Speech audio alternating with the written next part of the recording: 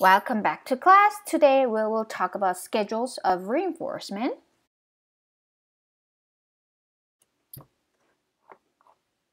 So once you identify a reinforcer or multiple reinforcers for your student, you should plan how to deliver the reinforcement. A schedule of reinforcement is a rule that describes a contingency of reinforcement, those environmental arrangements that determine conditions by which behavior will produce reinforcement.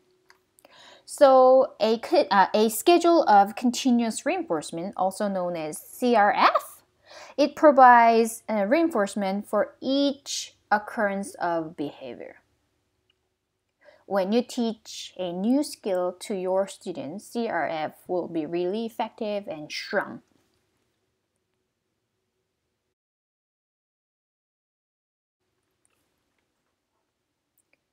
So when a student first learn a skill, you can provide small amount of reinforcement regularly with CRF.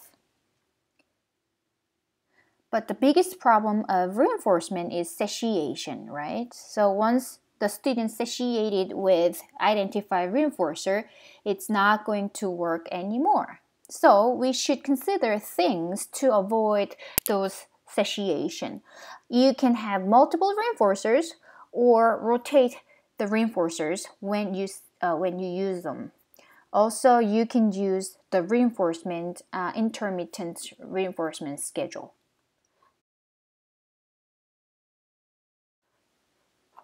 So let's talk about those intermittent reinforcement schedule. We can make the reinforcement schedule more unexpectedly so we can avoid satiation. There are 4 systems: fixed ratio, fixed interval, variable ratio, and variable interval. We are going to talk about what each element means, like what does fixed means, what does ratio means, what does variable means, and what does interval means in a moment.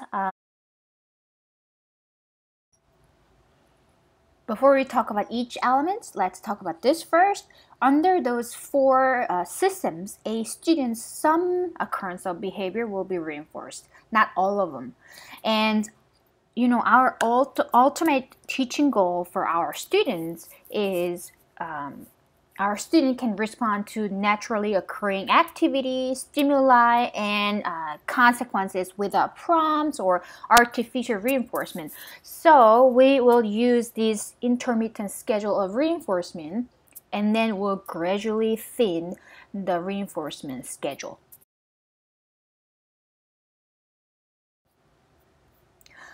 So let's talk about the basic intermittent schedule of reinforcement. Teacher can use ratio schedule to reinforce their students. Ratio schedule require a number of responses before one response produce reinforcement. If the ratio requirement for a behavior is 10 correct responses, only the 10th correct response produces reinforcement.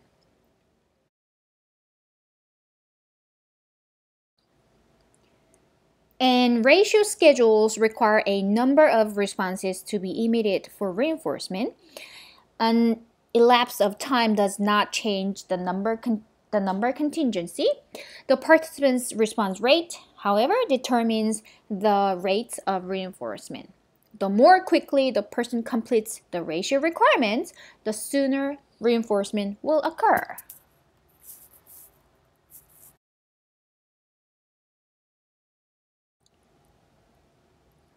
Interval schedules require an elapse of time before a response produces reinforcement. If the interval requirement is 5 minutes, reinforcement is provided contingent on the first correct response that occurs after 5 minutes has elapsed since the last reinforced response. So interval schedules require an elapse of time before a single response produces reinforcement. So the total number of responses emitted on an interval schedule is irrelevant to when and how often the reinforcer will be delivered. Emitting high rates of response during an interval schedule does not increase the rates of reinforcement. The reinforcement is contingent only on the occurrence of one response after the required time has elapsed. That's interval schedule.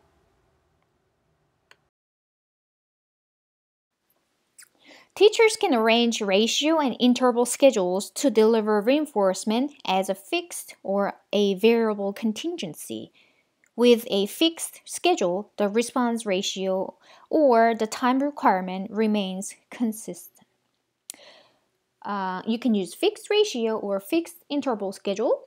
A fixed ratio FR schedule of reinforcement requires the completion of a number of responses to produce a reinforcer. For example, every fourth correct target response produces reinforcement on FR4 schedule.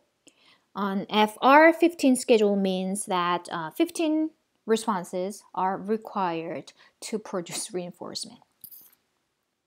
You can also use FI schedule fixed interval. You can also use fixed interval FI schedule. A fixed interval FI schedule of reinforcement provides reinforcement for the first response following a fixed duration of time. So for example, with an FI 2-minute schedule, the first response following the elapse of 2 minutes produce a reinforcer.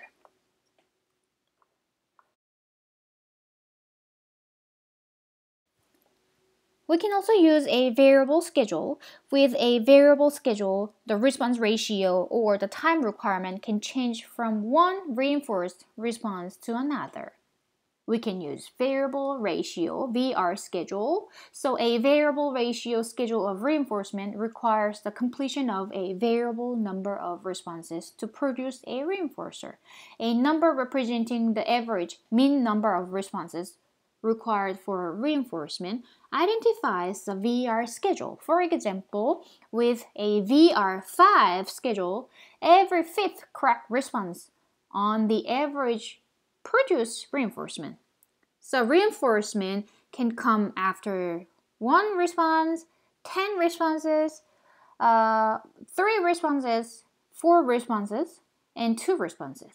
So the average number of responses required for the reinforcement is 5.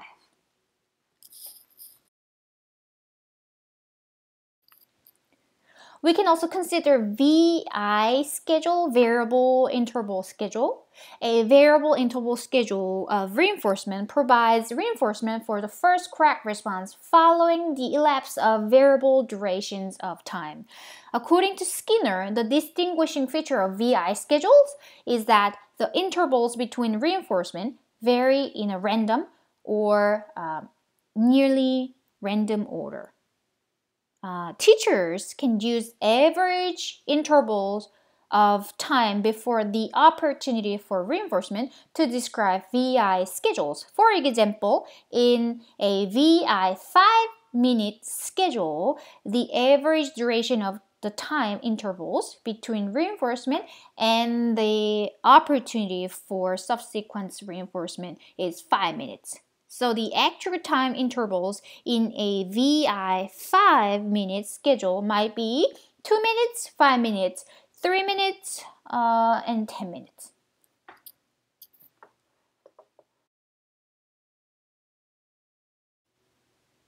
So here's a table with brief summary about each element.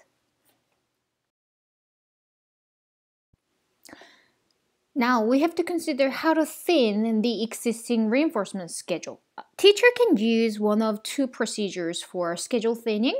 First, teacher can thin an existing schedule by gradually increasing the response ratio or the duration of the time interval.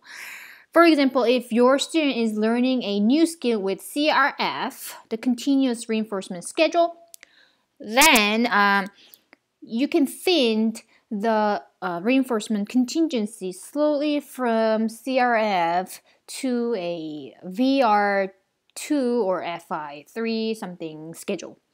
And then you can use small increments of schedule change during thinning and ongoing evaluation of the learner's performance to adjust the thinning process and avoid the loss of previous improvement. The second procedure, teacher can use instructions to clearly communicate the schedule of reinforcement, facilitating a smooth transition during the thinning process. So, for example, the instructions can include rules, directions, and signs. So, the instructions may enhance the effectiveness of interventions when participants are told what performances produce reinforcement.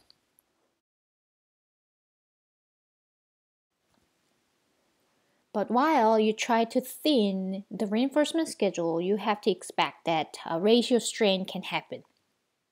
Ratio strain can result from very sudden increases in ratio requirements when moving from denser to thinner reinforcement schedules. So the common behavior you can see that associate with ratio strain can include avoidance, aggression, or not responding to your direction or antecedent stimuli.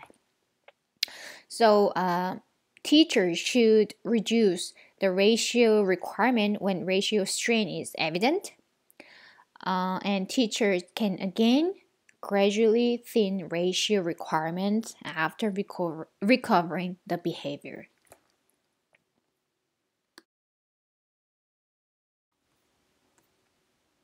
Now we will briefly talk about preference assessment because every student has different preference and reinforcer. Teachers, we have to make an effort to identify the strongest reinforcer for each of our students. So the formal way to identify a reinforcer or multiple reinforcers for a student is to do SPA, Stimulus Preference Assessment.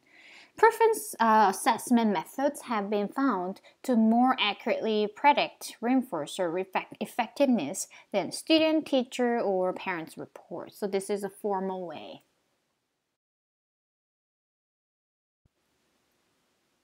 There are three ways to do this assessment: single item method, paired stimulus method, and multiple stimulus method. Although all of these three methods are effective, we will talk about multiple stimulus method because the multiple stimulus method is simple and quick, so you can use this every day. To use the multiple stimulus methods, you first need to identify 5 to 6 possible reinforcers. Those can be tangible items or intangible items or activity. You will find 5 to 6 potential possible reinforcers for your students. Those items or activity can be identified by your own observation, or you can ask the students' parents or teachers or friends who know the students very well. So let's talk about the detailed procedure. From those 5 to 6 items your student really likes, you will find the strongest reinforcer by doing these multiple stimulus methods. I wanted to introduce these methods over the other two methods because this multiple stimulus method is very simple and quick, also called multiple stimulus without replacement, MSWO.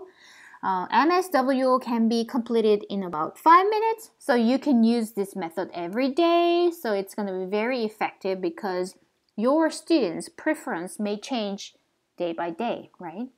So to do this, you and your student will sit together in one-on-one, and you will present all 5 or 6 items at a time to the student and say pick one or choose one.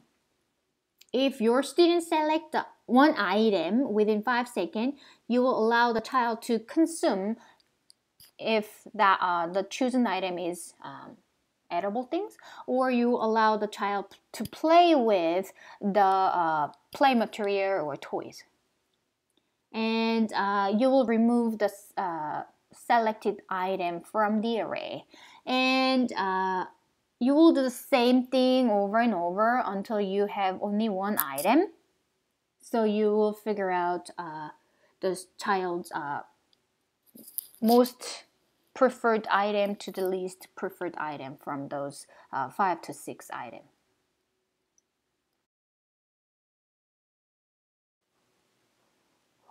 So this is an example data recording sheet. The teacher used multiple stimulus methods As you can see, the teacher had 3 trier. Well, if you want to do this assessment for your student, you can just do 1 to 3, all 3 trier at once because it's quick. So as you can see in this chart, this teacher had 3 trier and she presented pencil, Slinky, Cheetos, Angry Birds, and book at once. And she might say, pick one or choose one.